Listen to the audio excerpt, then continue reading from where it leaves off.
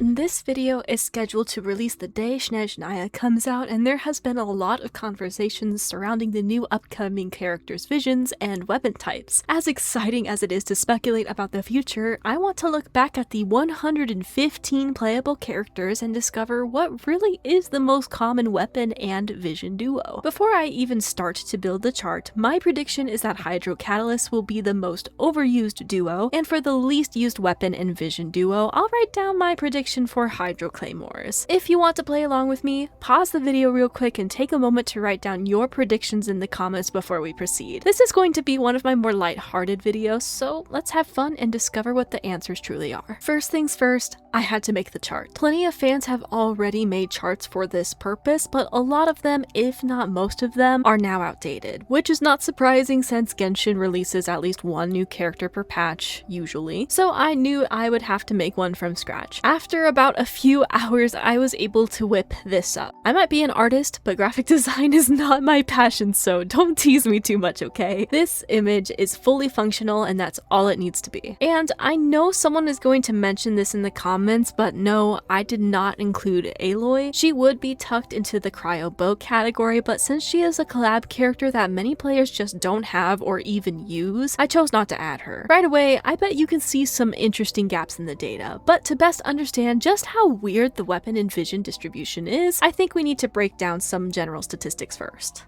Here is how many characters we have for each vision type. Dendro is the least with 12 characters in its roster, and Cryo has the most with 19 characters, soon to be 20 with the addition of Odette, and if you want to include Aloy as well, that would be a whopping 21 characters in just Cryo alone. Aside from Dendro and Geo being on the lower end, the balance for the vision types aren't actually that bad. Even with Dendro being 12 characters, we have to remember that Dendro was not playable until version 3. This element had a 2-year delay to gather characters than everyone else and still managed just to be 2 characters short of Geo, an element that has been in the game since launch. I was honestly surprised at the Hydro character count. It feels like we've gotten far more characters than just 16, but now let's take a look at how many characters we have for each weapon type. To no one's surprise, the most common weapon used for our playable cast are Catalysts at a whopping 29 characters. The least common type is actually a 2-way tie between bows and claymores at 20 characters for each. Even with polearms and swords, we still have a 6-character jump to Catalysts that are in the lead. I remember at the end of Sumeru and the beginning of Fontaine, I was really feeling the Catalyst character push as I just did not have enough Catalyst weapons to go around. Well, this is probably why. Looking at the most popular vision and weapon types, it's actually not a horrible distribution. Our 2 main outliers are the lower amount of Dendro characters in the game and the abundance of Catalyst users. I would also say that Geo does need a little extra nudge to help them out too, but everything else is within somewhat of a reasonable distance from each other. Now that we have some general information, we can break things down further. The most common weapon and vision combo goes to the Anemo Catalyst category, featuring 8 different characters. 3 of those characters are 5 stars, and the other 5 characters are 4 stars. Turns out my prediction was pretty close, but not quite right, as the runner-up is the Hydro Catalyst category with 7 characters, which features 5 5-star characters and 2 4-star characters. Out of all the vision and weapon combos, I find myself more exhausted with the Hydro Catalyst category, and if I had to make a random guess as to why, I think it's because the Hydro category has more 5 stars that I actually use compared to the Anemo Catalyst category that has some 4 stars that I just don't use. Out of all of them, Sucrose and Prune are really the only ones that get the most use. Even so, the data shows that the most overused combo is indeed the Anemo Vision with a Catalyst weapon. But what about the opposite? I'm sure you were able to quickly pick up on the gaps within the chart, but we have a 4-way tie for the least utilized weapon and vision combos. The following ties are Ningguang with a Geo Catalyst, Xiao with an Animal Polearm, Aino with a Hydro Claymore, and last but not least, Candace with a Hydro Polearm. Out of all of the elements, it looks like Hydro is the worst weapon balance, as so many of them are just shoved into the Hydro Catalyst category. This might be another reason why so many players are fatigued with this combo. The one that personally shocked me the most was the only Animal Polearm with Xiao. I could have sworn we had at least 3 of them running around, but it turns out that's not the case at all. Like Hydro, a bunch of the Anemo element gets shoved into the Catalyst archetype. I know we discussed the most popular combo, but what are the most popular weapons for each individual vision? I got that whipped up for you here,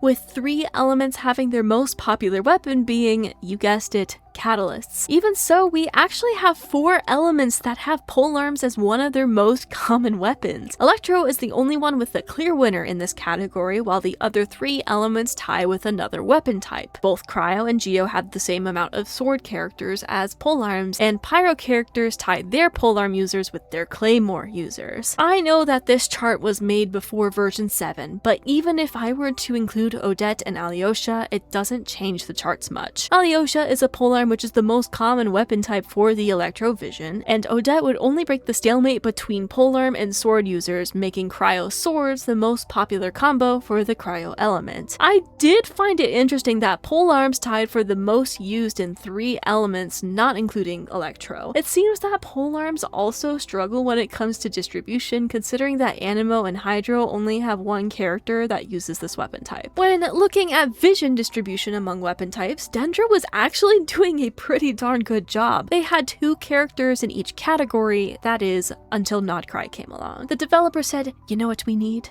More catalysts. Both Lauma and Nefer ended up being catalyst units, making that the biggest category for the Dendro element. Ah man, I remember the days when we were anticipating our first Cryo Catalyst unit. It took until the end of version 3 to get one with Charlotte, and we've only gotten 2 others since with Sitlali and Risley. Then you look at Geo and realize that poor Ningguang, a day 1 unit, still remains the only Geo Catalyst 6 years later. Looking at the chart gives us a better visual representation of what combinations are underutilized and which ones are overutilized. But we need to keep in mind the play styles too. Just because we have a bunch of Anemo catalysts doesn't mean that they all play the same way. Xianyun focuses on plunging, Mizuki focuses on swirl and is about to be one of the strongest DPSs in the game, and other Anemo catalysts like Sucrose and Prune are strong supports, especially Sucrose. Aoife can fly around and shoot a gun, while Hazo is up in your face doing a bunch of kicks and punches. By giving characters who share the same vision and weapon type different playstyles,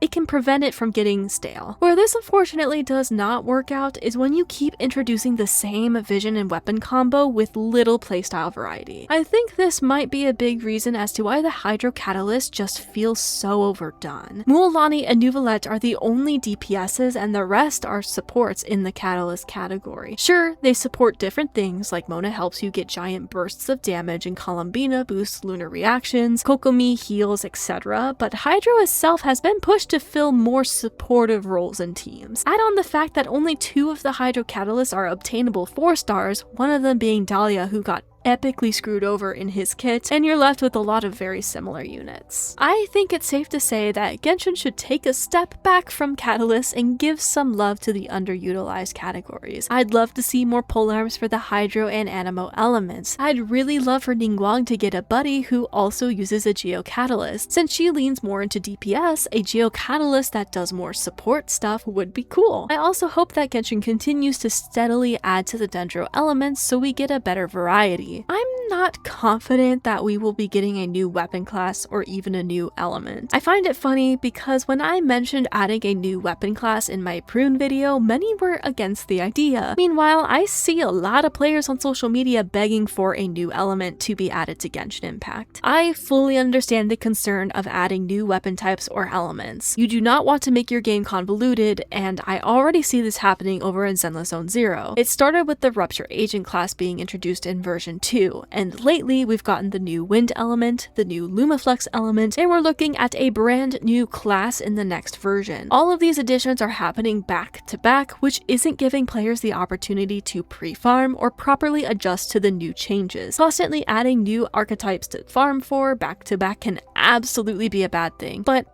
I think Genshin can handle adding 1 new element or 1 new weapon type at the very least to make things interesting. There were many complaints of Skirk being a cryo unit when she, in the lore, uses abyssal energy. They explained it away as saying that she must follow the laws of Tevat and thus she disguises her ability as cryo. But I know damn well when Dainsliff releases, if he's not a new element, so many people are gonna have a problem with it. I don't think adding 1 brand new element or weapon archetype after 6 whole years characters is going to destroy the ecosystem of your game. But in argument against this idea addition, Genshin has poorly introduced new elemental reactions like the lunar reactions and soon to be stellar reactions. So maybe it really is for the best that the developers just don't mess with the system at all and leave it be. So what do you think? Did the data reflect your expectations, or were you caught off guard by some of the results? Were your predictions correct, or were they not? Do you think Snezhnaya will help balance out this chart, or do you think we're going to be getting our 9th Animo Catalyst character? I'd love to hear your thoughts, just remember to keep it respectful in the comments as always. We already know some of the vision types of the brand new characters thanks to the trailers, but we still have yet to discover their weapon types. I'm very curious to see how this chart will look going into the future, but I'm placing my bets that we're gonna end up with another Hydro Catalyst. I can just feel it.